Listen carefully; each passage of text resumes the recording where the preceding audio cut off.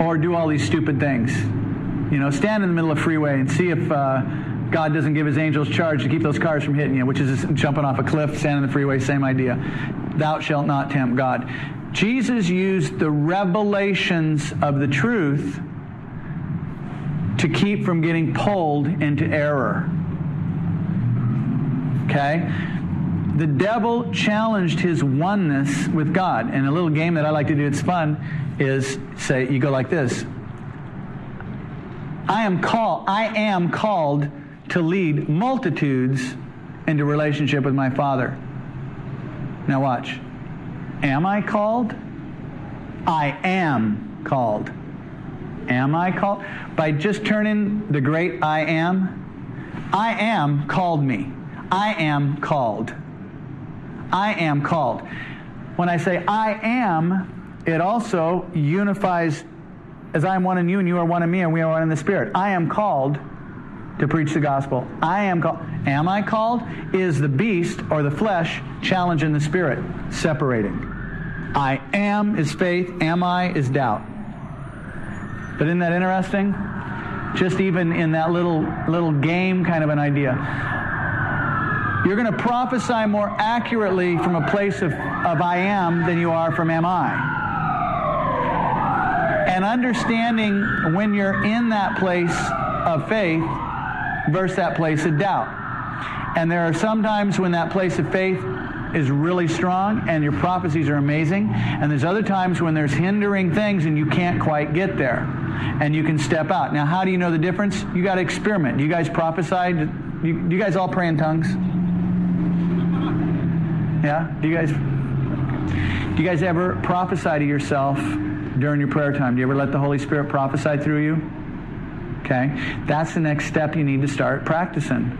And sometimes, when I first started doing that, I was like, what the heck? Oh man, you'd be getting some funky spirits trying to come through. Just don't go running off half-cocked is what you get, and don't start a prophetic ministry. Okay? But you need to realize that there was a school of the prophets, because prophets had to learn to prophesy, and they had to learn what spirit they were of, because we can listen to different spirits. You're ready for spiritual meat when you get your, what's the Bible say? When you have your senses exercised to discern both good and evil. I remember when I asked God for the gift of discerning of spirits. God, you said earnestly desire the best gifts. All right, I want the gift of discerning of spirits. And I thought it would be, okay, presto, you can now discern spirits. No, God just let every kind of voice come against me. Thus saith the Lord. You need to go outside right now and jump up and down 10 times and spin around.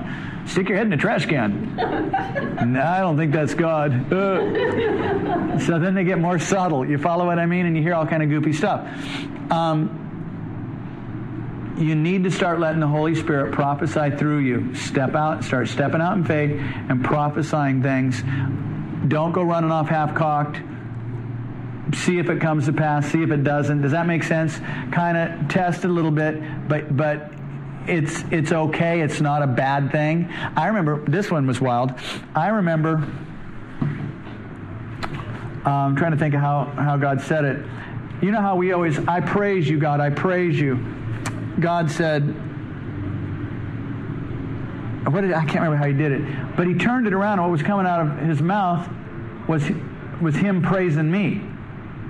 And the first time that happened, I thought, oh my God, I'm thinking I'm God. Because you're so under that doctrination that, what do you think you are, God?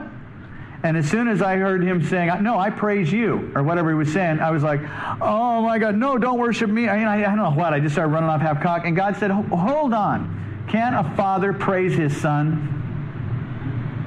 Yeah. Does that make sense?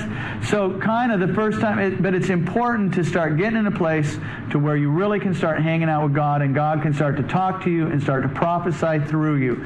We get the doctrine, we read the Bible, we test the spirits. That's what I'm saying. The spirits of the prophets are subject to the prophets. That means you don't have to let that thing prophesy through you. You don't have to give a word every 10 minutes. You know what I'm saying? In other words, they're subject to you, okay? Anyway, was this good? Don't let the devil challenge who you are in God. Don't cast your pearl before swine.